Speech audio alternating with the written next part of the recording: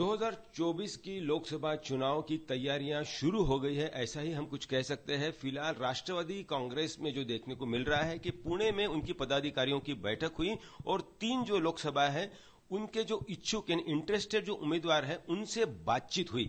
शिरूर लोकसभा की अगर बात कही जाए तो पिछले दफे जो राष्ट्रवादी के उम्मीदवार यानी प्रत्याशी थे डॉक्टर अमोल कोल्हे, उन्हें फिर एक बार शरद पवार इन्होंने तैयारी करने के लिए कह दिया है। उन्हीं से बात करते हैं। कैसा लग रहा है कि फिर एक बार आप पर विश्वास दिखाया है?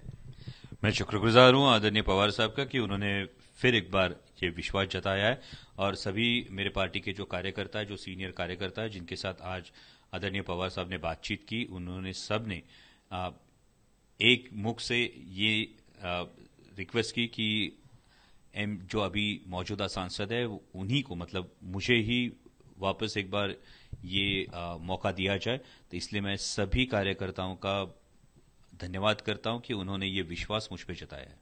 ऐसा कहा जाता है कि good advertising sells but once. पिछले दफे जो आपकी एक छवि यानी छत्रपति शिवाजी महाराज, संभाजी महाराज, इनका जो अभिनय आप बहुत बढ़िया तरीके से लोगों के सामने पेश करते हो, लोग कहीं ना कहीं उससे बहुत ज्यादा प्रभावित थे। वो इस बार कितना काम आएगा आपके, या आपने कुछ काम भी किए हैं? पिछले 4 सालों में अगर देखा गया तो 2019 का इलेक्शन जो लड़ा गया था वो 3 प्रमुख मुद्दे थे उस इलेक्शन के लिए। एक तो जो हमारे क्षेत्र में होती है वो bullock cart racing, that is बैलगाड़ा शर्यत। दूसरा था पुणे नासिक हाईवे का जो ट्रैफिक कंजेशन का प्रॉब्लम था, और तीसरा प्रॉब्लम था Pune Nashik semi high speed railway का। अगर 4 सालों का जायजा लिया जाए तो उसमें बैलगाड़ा शर्यत शुरू हो गई है माननीय सुप्रीम कोर्ट के ऑर्डर से। दूसरी बात है पुणे नासिक हाईवे का जो है उसमें 6 बाईपासेस का काम पूरा होकर बाईपास ऑपरेशन में है, और जो नासिक फाटा से राजगुरु नगर तक का 8,600 करोड़ का एलिवेटेड कॉरिडोर है, उसकी टेंडर प्रोसेस हो गई है और अभी अक्टूबर में उसका भी काम शुरू हो जाएगा। उसी के साथ नेशनल हाईवे के माध्यम से आदरणीय नितिन जी गडकरी साहब के माध्यम से 30,000 करोड़ के प्रोजेक्ट्स शिरूर लोकसभा में शुरू हो रहे। उसी के साथ पूना नासिक रेलवे जो हमेशा सिर्फ बात कही जा रही थी, आज अगर आप देखें तो पूना नासिक रेलवे को रेलवे बोर्ड से लेके नीति आयोग से लेके सब मंजूरियां प्राप्त हो गई है और सिर्फ कैबिनेट अप्रूवल के लिए ये प्रोजेक्ट रुका है। और ब्रॉडगेज पे होने वाला ये देश का पहला प्रोजेक्ट होने वाला है जो अपने आप में क्रांतिकारी निर्णय होगा।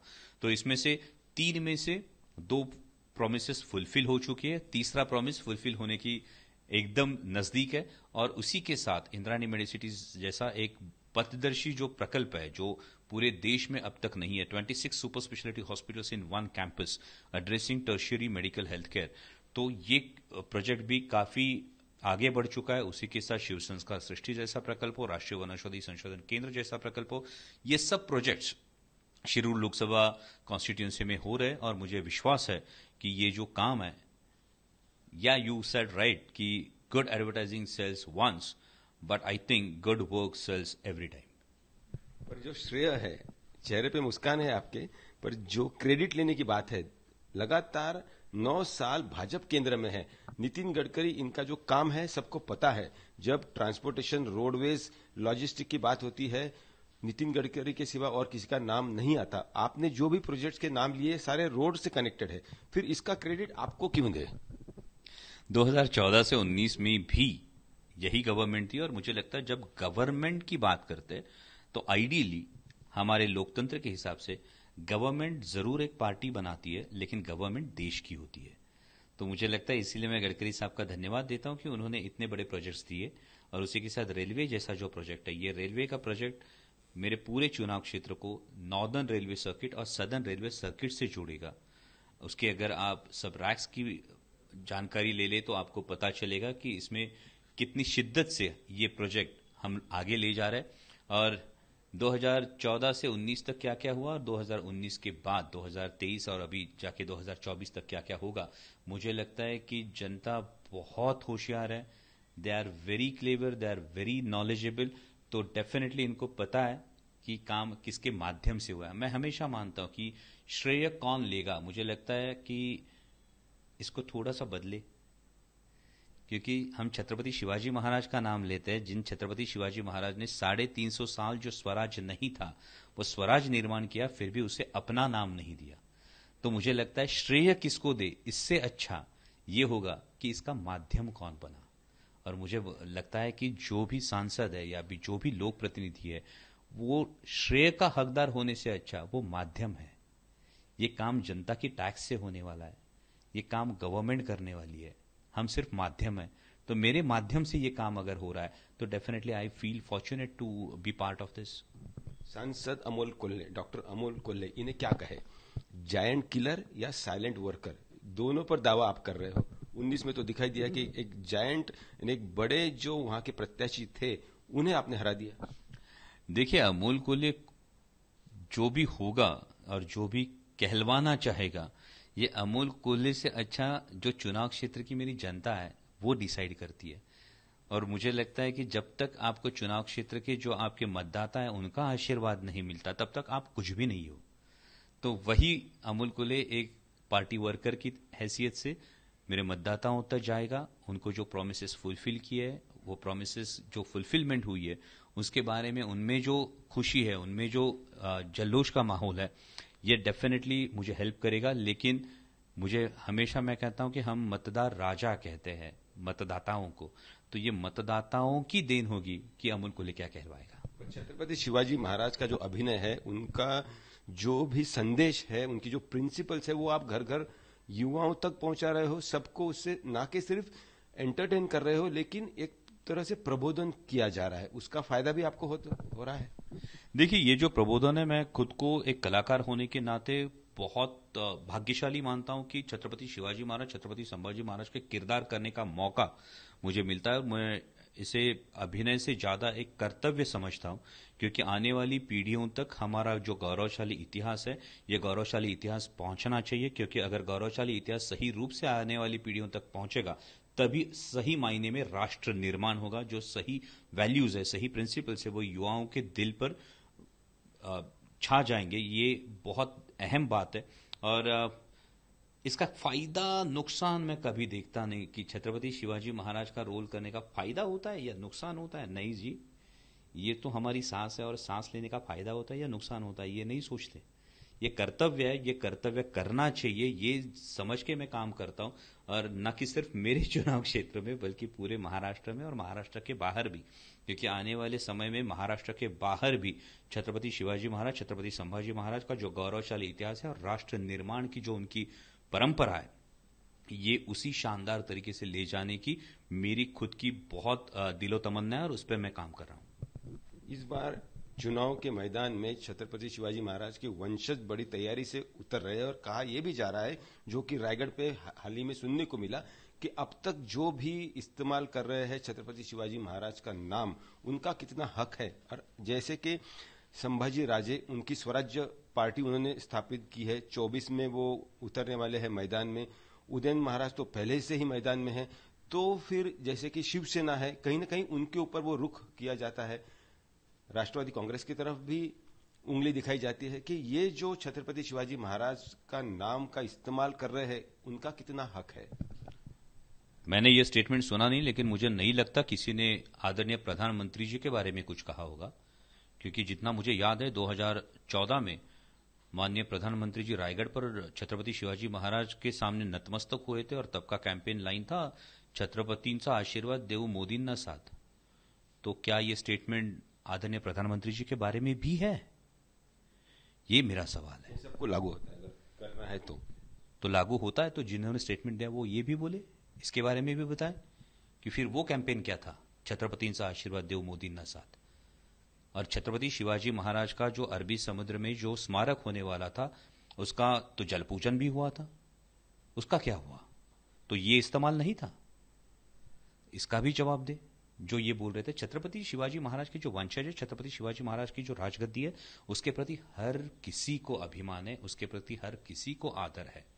लेकिन मुझे लगता है कि अगर कोई इस्तेमाल ऐसे शब्द का प्रयोग करे, तो छत्रपति शिवाजी महाराज एक असीम चैतन्य, आप इस्तेमाल जैसे शब्द का उपयोग उनके लिए नहीं कर सकते, ऐसा मेरा खुद का मानना है।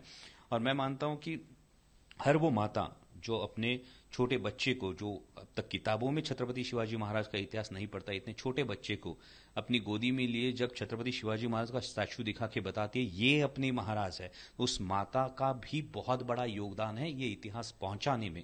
और मुझे लगता है कि जिन्होंने, किसी ने, मैंने सही में ये स्टेटमेंट नहीं सुना, लेकिन जिन्होंने ये स्टेटमेंट दिया होगा तो वो इस बारे में भी बताए कि 2014 का कैंपेन क्या था। आने वाले चुनाव में भाजपा का कितना फायदा होगा या नुकसान हो सकता है क्या? जिस प्रकार से जो पोलराइजेशन शुरू है, आपको क्या लगता है, आपकी नजर से आपको क्या दिख रहा है? देखिए, पोलराइजेशन के बारे में तो हर कोई जानता है कि जाति हो या धर्म हो, हम किस जाति में किस धर्म में पैदा हो ये हमारे हाथ में नहीं होता, लेकिन जाति और धर्म में अगर लोग आपस में लड़े तो रोजी रोटी का जो हल है वो नहीं निकलता। और अगर रोजी रोटी का हल नहीं निकलता, जो भी प्रदेश अशांत होता है वहां पे एम्प्लॉयमेंट की पॉसिबिलिटीज भी कम होती है। और अगर हमारे देश के सामने की समस्याएं देखें तो महंगाई जैसी समस्या है, बेरोजगारी जैसी समस्या है, तो आखिर 9 साल में कभी तो ये हिसाब किताब होना चाहिए कि 9 साल में हुआ क्या क्या। और ये देख के ही 2024 में मुझे लगता है वोटिंग होगी। और ये पोलराइजेशन जो है ये detrimental to the country's interest, ये हर किसी का भी मानना है। ज्यादा स्ट्रेच हो रहा है ऐसा लगता है? सर, आपके सवाल में ही जवाब है, आपके सवाल में ही जवाब है, क्योंकि 9 साल में ये सवाल मुझे बहुत कम बार पूछा गया, लेकिन अब ये सवाल बार बार पूछा जा रहा है। इसका मतलब मीडिया का भी ये कहना है कि ये शायद कुछ ज्यादा हो रहा है और इससे राष्ट्र की प्रगति में कोई कंट्रीब्यूशन नहीं हो रहा है। पोलराइजेशन की वजह से राष्ट्र की प्रगति में अगर कोई कंट्रीब्यूशन होता हो तो डेफिनेटली ऐसी बातों पे मुझे लगता है ज्यादा चर्चा होनी चाहिए।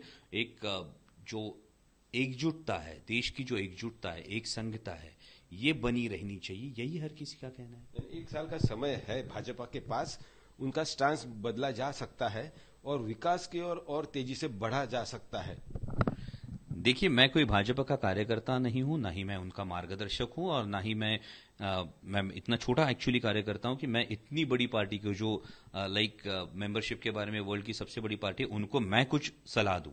लेकिन देश के सामने जो समस्या है उनका हल देशवासियों को चाहिए और इसका प्रतिबिंब निश्चित रूप से आने वाले इलेक्शन में दिखेगा। पर जब अमोल कोल्ले जाकर अमित शाह जी से मिलते हैं तो कहीं ना कहीं संभ्रम निर्माण हो जाता है कि अब अमोल कोल्ले क्यों मिल रहे हैं।